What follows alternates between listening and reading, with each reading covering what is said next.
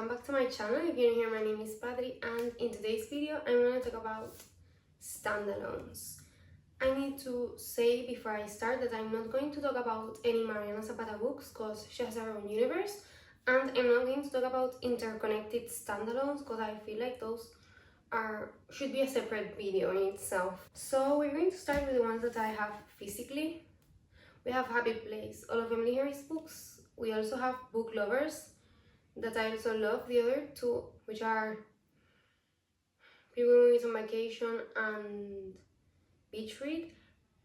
I haven't read in a long time and I feel like I don't love them as much as this one and Book Lovers. So all of Emily Harris books are hit. She always publishes, I think, right before summer starts, and they're all amazing, good vibes, great writing. I'm currently reading her last release, which is Funny Story. Amazing books in general. Then we also have Ali Hazelwood. I think she has other good books, but from the ones that I've read, this is my favorite one. This is about chess, but you don't need to know anything about chess to read this book. I don't know about chess. I learned how to play when I was little, but that's the extent of my knowledge.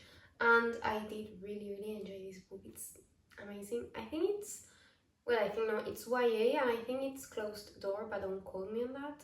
She has other books that are also really good books, but they're not my favorite from her. I think this is my favorite one, so that's why I'm showing this one specifically. Then we have This Summer Will Be Different. I thought I wasn't going to like this book a lot because I thought it was going to have a trope that her other two books have, and I really don't enjoy that trope at all. So I thought I wasn't going to like it, but it doesn't have that trope and it was amazing. She always writes past and present timelines, and I really enjoy books like that. And it's a great summer read. You should pick it up before the summer ends if you were thinking of reading it. And the author is Carly Fortune. Then we have The 7 Years Sleep. I also read a novel love story and I also enjoyed it, but I tried to bring only one book from each specific author. She has another book, but I'm not really sure if I'm going to like it or not because I haven't read it yet. So we have The 7 Years Sleep and a novel love story, which I finished 2 days ago. Her writing is so magical, so whimsical, so I don't know, I love it. I love her worlds. So we have The 7 Years Sleep. This is about an apartment that travels 7 years in the past or something like that. More or less, like when she goes into her apartment, the apartment is 7 years in the past. And the other one is about a girl that's traveling. She's on a road trip and she needs to stop someplace because it's raining, and she ends up in a town that's from a book that she has read and she loves, but the town is a fictional town, like it's not a real town. So basically she's inside the books that the author wrote. Really amazing author, if I'm being honest. Then we have Girl Abroad. This book is amazing. I've already talked about it on my other social medias, I think, but it's different. It's not the typical romance. You get a girl that moves to London for a year to study, and when she gets to the flat she's supposed to live in, she finds out she's rooming with 3 men instead of 3 women, but she decides to stay there, and like she's trying to figure herself out, and there's also a mystery involved with that, which I loved. This book is amazing. If you're on a reading slump, I think this is a good book to get out of the reading slump. It's by Elle Kennedy. Now we have In a Jam. I always say that Kate Canterbury is one of my favorite authors, even though I've only read one of her books so far. But this book was amazing. The vibes, the characters, and I think I've said this 1,000 times, but I love kids in books when they're written correctly. And I'm a teacher, so I know more or less how children act at certain ages. And sometimes it's really cringy when you read a book and they're like, oh, this is an 8-year-old and basically he's behaving like a 4-year-old. But this book was really good. You get a girl that moves back to her, not her hometown, but like to the house where her aunt, I think it was, her grandma used to live, because she died and it's part of the will that she needs to live there for a year, and she reconnects with her neighbor, which was her friend when she was younger. Really nice book. Again, really nice read for summer. Then you have Marriage for One by Ella Mace. She has 2 other standalones, but I think this is my favorite one from her. It's basically about a marriage of convenience. For her to keep a building from her uncle which died, she needs to be married. So a lawyer that knows what's going on is like, okay, I'll marry you. And no, I think what happens is that he keeps building and she gets to keep the coffee shop that's on the bottom part of the building or something like that. Amazing book, you should read it. It's kind of a chunk of a book. It's 500 pages for a romance book, but I think it's worth it, totally worth it. Then we have The Last Letter by Rebecca Yarros. Check out the trigger warnings, please, because I was destroyed by this book.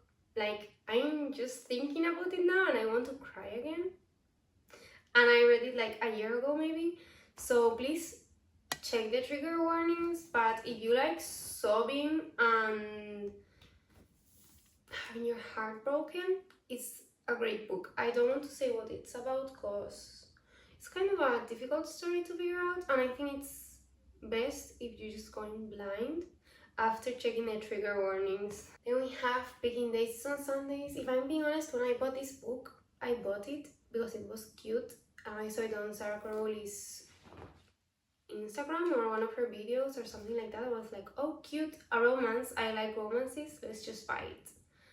I didn't really read what the book was about, but I did love it. This gives the same vibes as another book that I was going to talk about, that is Swear on This Life by Renee Garlino. She has 2 standalones, which are Swear on This Life and Before We Were Strangers. Both really good, really heartbreaking, but amazing plots and kind of different, and they both have a dual timeline, so past and present. Amazing reads. Now I'm going to talk about this one. This one has a similar vibe to Swear on This Life.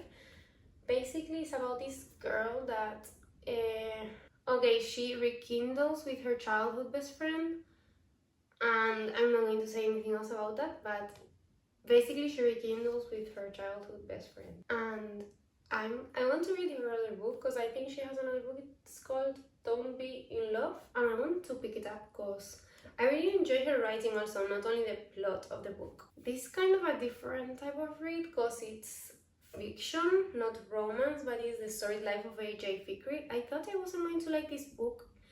I picked it up because everybody was talking about Tomorrow and Tomorrow and Tomorrow and that author, which is Gabrielle Sevin, and I wanted to try her out, and I was like, okay, let's read this book that is less than 300 pages, 258, and I was like, okay, let's pick this book up because it's shorter than Tomorrow and Tomorrow and Tomorrow, which is kind of a chunk of a book, and I'll give it a try. Are you being serious? Like, I think this is the reason why I'm going to start trying to read more general fiction, because this book is, I don't have words to describe it. I think you should read it. You shouldn't read what the book is about. I'm going to tell you, like, it's about the life of a bookstore owner. Let's call it that. Yes, it's about the life of a bookstore owner. That's everything I'm going to say. You should read it. It's a short book. I read it in one day, I think it was, but it changed me. And I think I'm going to try and reread it soon, maybe at the end of the year, so I give more time for my brain to forget what I read, because amazing. And I'm sure going to try some of her other books next. The last physical book I have is Ghosted by J.M. Darhauer. Sorry if I'm pronouncing it wrong, but basically it's about a second chance romance with a kid involved. Like, he had a kid, he tried to follow his acting career instead of staying with his family. And now he regrets it and he's coming back. I had it on my TBR for so long and I didn't want to pick it up because I thought it was too hyped up in my head and I didn't want to get disappointed. But oh my god, no, I didn't. Really, really, really good read. And I think it's kind of a comfort read. Like, I see a lot of people having this book to reread whenever they feel like they need something familiar. So I don't know if, well, I'm guessing he, she, I don't know if it's, I should know if this was a woman or a man, but well, the author. I'm going to read more books from this author because I really enjoyed the writing again. I think apart from plot, writing is a really important thing for me. I can't, for the life of me, love a book if the plot is amazing and the writing isn't. I'm not going to enjoy it. So this is another book that I really like. And now let's go on to my little list. Another romance I love, and the author in general, but this is her only standalone, is Autumn Alim. I don't want to say the main trope because it will spoil it, I think. I didn't read about the book before I read it, and I was thankful because I liked having that surprise, you know? I'm going to talk about an author that is a hit or miss for me, but I'm going to talk about a specific book from them. It's Christina Lauren. I love Another Words. I think it's a roller coaster of emotions, that book. It's basically about a girl that finds her best friend again after a lot of years without communicating, and you start getting a past and present timeline to figure out why they weren't friends anymore. And I think it's a really typical book. Everybody reads it whenever they start reading, and I think it's a really good choice because it's a really good book to get hooked into reading. And the last book I'm going to talk about today is The Very Secret Society of Irregular Witches. This is a cozy fantasy, let's say. Well, it's not a fantasy per se, it's more of a general fiction with cozy fantasy, but it's not fantasy, it's just like witches. That's like the normal world. And it's about this witch that is looking for a job or something like that. And she finds an ad or something about them needing a witch. And when she gets to the house where she's needed, there's 3 small witches that need training, but you're not supposed to be with other witches because there's like a curse and bad things happen whenever witches congregate, something like that. But you get to know several different characters and the girls are super cute and it's just so cozy. I think it's a perfect read for October, November, whenever the weather starts getting chillier and you want to just rot on a couch while reading a book. That's the perfect read. I hope you get some ideas for books you would like to read in the future, and if you've read any of them, I would love to hear what you thought about them down in the comments. And I'll see you in the next one. Bye!